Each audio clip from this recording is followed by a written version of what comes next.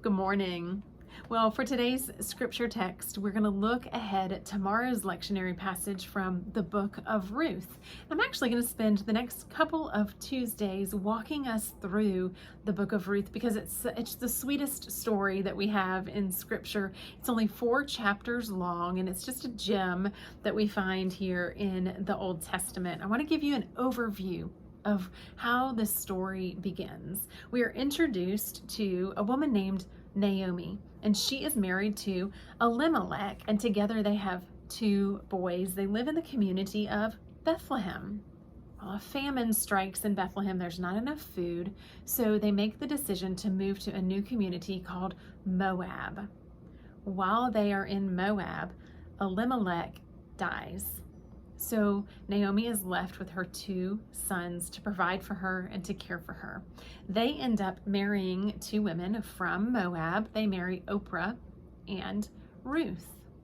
And then both of the boys end up dying as well. And so we're left now with Naomi and her 2 daughters-in-law, Oprah and Ruth. And as you know, in those days, when women would marry, they would leave their own families, their own homes, and they would join together with their husband's family and their husband's home.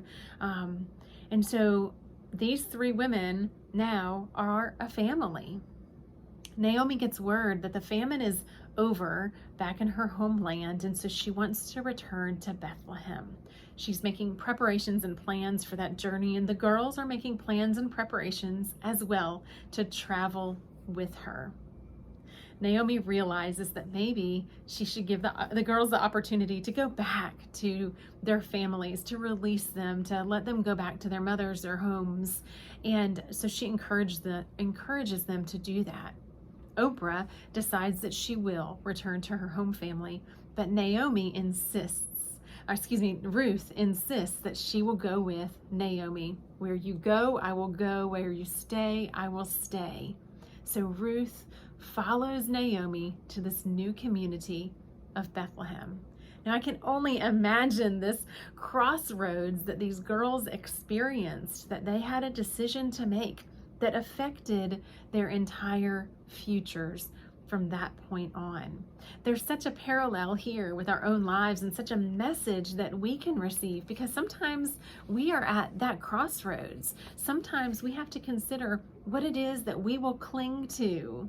Will we hold on to the past and what is familiar to us, or will we press on? Will we move forward to what God is calling us to do?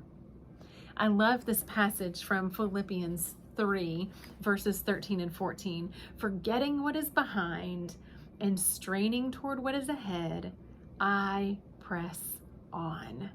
What a great reminder for us today that whatever it is that we are facing, whatever crossroads we might be at, that God asks us to cling to Him, to trust in Him, and to keep pressing forward.